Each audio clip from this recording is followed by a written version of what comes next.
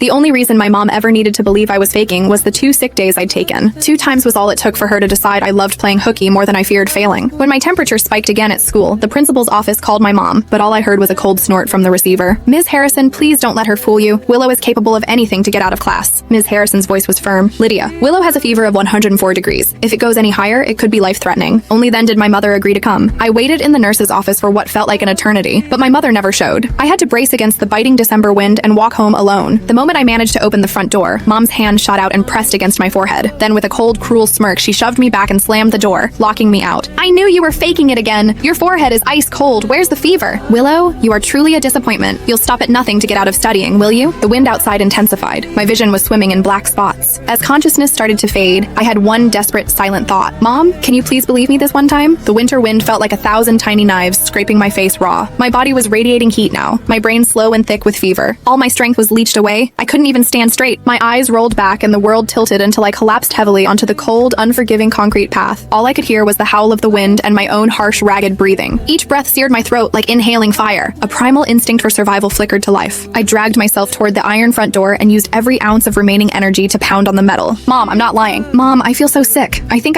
I'm going to pass out." I pressed my ear against the wood, and the sound of approaching footsteps sparked a tiny, desperate flame of hope. Did she believe me? Is she feeling sorry for me? Is she finally going to let me inside? The joy was suffocated the moment I heard her voice, ice cold, from the other side of the door. "It's been 2 minutes and you're already making a scene about dying. 2 minutes? Why can't you put this much effort into your grades? You'll stay right there and think about what you've done." She let out a dramatic sigh. "Willow, don't blame your mother. I'm doing this for your own good. If you don't suffer through the pain of studying now, you'll suffer through the pain of a worthless life later. You can have a good reflection out there." I wanted to plead, to explain, but her footsteps were already receding. It had only been 2 minutes, but with the freezing wind whipping around me, it felt like an eternity. A familiar rhythm of footsteps cut through my fading consciousness. Dad was home. He spotted me curled by the door and his face immediately darkened. He rushed forward and knelt, pulling me into his arms. "Willow, what are you doing out here? You're freezing. Get inside now. It's too cold to leave a kid out in this." He lifted me onto his back, and the familiar warmth pulled me momentarily back from the edge of the void. But as soon as he cracked the door open, Mom burst out. She slapped Dad's arm away, her voice a sharp screech. "Don't you dare let her trick you. This girl is faking sick to skip school. Look at her report card. She dropped 10 points and 2 whole ranks. All her energy is spent on these cheap tricks." Dad frowned, looking at my ghostly pale face, his tone wavering. "She doesn't look like she's faking, Lydia. What if she really is sick? And it's freezing out here. She's small. She can't handle this." "Sick? What kind of sick?" Mom grabbed Dad's hand and forced it onto my forehead. "Feel it yourself. She's clammy and cold. Does she feel like she has a fever? She's just putting on a show for sympathy so she doesn't have to study." Dad's hand touched my skin. I was so far gone that my body had broken out in a cold sweat. To his touch, I really didn't feel hot. He hesitated, and the worry on his face visibly softened. Seeing this,